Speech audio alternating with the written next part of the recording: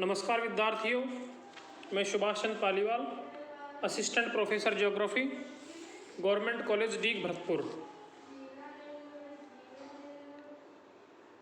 मानव भूगोल में भारत की जनजातियों की श्रृंखला में आज हम बात करेंगे टोडा जनजाति की।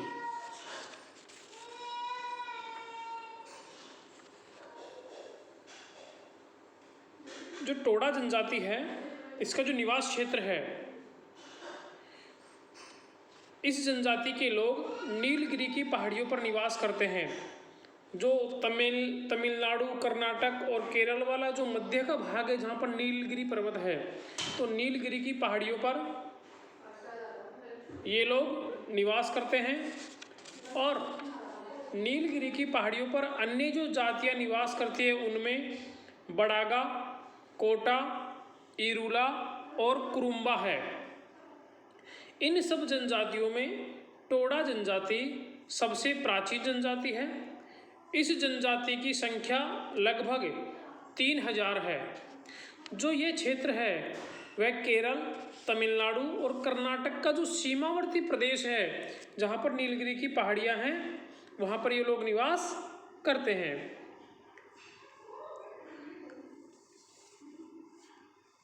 टोडा जनजाति के शारीरिक लक्षण। तो टोडा जनजाति में नर नारी सुंदर आकृति के होते हैं, ये दोनों सुंदर होते हैं। इनका जो शरीर है सुगठित शरीर वाली व्यक्ति होती है। इनका कद प्राय लंबा होता है, नाक पतली और लंबी, जबड़ा बड़ा, नेत्र बड़े होते हैं। ये लोग दक्षिण भारत की आदिम जातियों से बिल्कुल भिन्न दिखाई देते हैं। देखो, ये टोडा जनजाति के स्त्री और पुरुष दोनों आपको स्क्रीन पे दिखाई दे रहे होंगे। यह टोडा जनजाति के लोग हैं।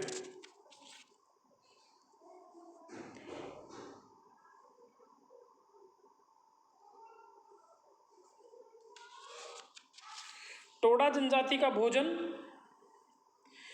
सामान्यतः ये लोग शाकाहारी होते हैं, लेकिन देवताओं को प्रसन्न करने के बाद दी जाने वाली पशु बलि के रूप में ये लोग मांस का सेवन भी करते हैं।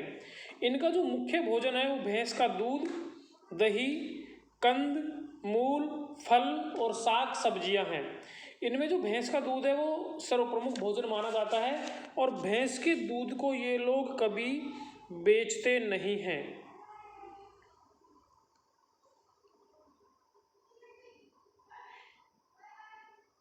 टोडा जनजाति के वस्त्र, ये लोग धोती बांधते हैं और कंधों से लेकर नीचे तक एक सूती चोगा पहनते हैं, जो गर्दन से पैरों तक शरीर को ढके रहता है। देखिए, यहाँ पर एक चित्र दिया हुआ है, उसमें टोडा जनजाति के जो वस्त्र हैं उसका स्पष्ट रूप से उल्लेख हो रहा है, दिखाई दे रहा है। तो यह चोगा होता है, इससे पूरा गर्दन से लेके और पूरा शरीर नीचे तक ढका रहता है, और इस चोगे में से दोनों हाथ बाहर निकले होते हैं। पुरुष और स्त्रियां सभी इस प्रकार के लंबे चोगे पहनते हैं। इनमें सिले हुए वस्त्र पहनना वर्जित माना जाता है। वर्तजन अधिक संख्या में अभी तक बिना सिले वस्त्र ही पहनते हैं, चोगा पहनते हैं। स्त्रियां हैं जो चांदी के आभूषण, नाक में नथ, कानों में चांदी की झुमकियां आदि पहनती हैं। रंगीन मूंगों की मालाएं और गुलबंद की तरह सब स्त्रियां पहनती है। लेकिन बाहरी लोगों को संपर्क में आने के बाद जो टोडा जनजाति के युवा लोग हैं, वे लोग अपनी दाढ़ी और हजामत बनाने लगे हैं। अन्यथा वृद्ध आदमी तो अभी तक पुरानी प्रथा के अनुसार लंबी दाढ़ी और सिर पर लंबे बाल ही होते हैं। देखो, इसमें दो पुरुष दिखाई दे रहे हैं, दो बाबा, उनके दोनों की क्या है, दाढ़ी बड़ी है। इनमें मतलब पुराने लोगों में ना तो हजामत बनाते थे और ना कटिंग करवाते थे, ना दाढ़ी बनाते थे। तो ये इनका वस्त्र है। टोडा जनजाति का घर, जो टोडा जनजाति का घर है, इनका निवास बड़े लंबे ढोल की आकृति की झोपड़ियाँ होती है। ढोल होता है ना गोल सा, इस तरह से मेहराब की आकृति में। इनका जो नीचे का फर्श होता है जमीन का, वो सपाट होता है, परंतु इनकी जो दीवारें और छत मिलकर एक मेहराब बनाती है, यानी दीवार अलग नहीं होती, छत ही ढालूनुमा होती है, मेहराब की तरह जो चित्र में दिखाई दे रही है आपको उस तरह की होती है, जिसे मेहराब की आकृति दिखाई देती है इनकी झोपड़ियों की। इनकी झोपड़ियों को अर्श कहते हैं।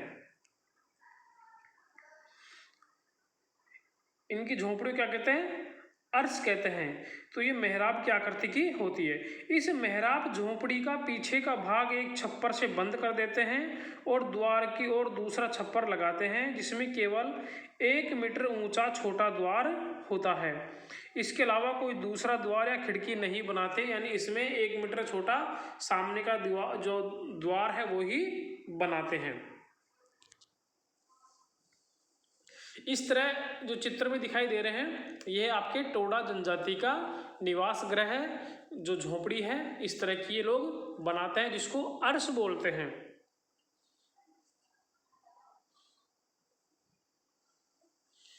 इनका जीवन निर्वाह कैसे होता है?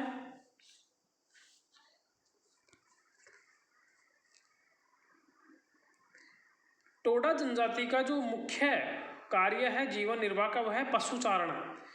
ये लोग जंगली भैंसों को पालते हैं, चराते हैं।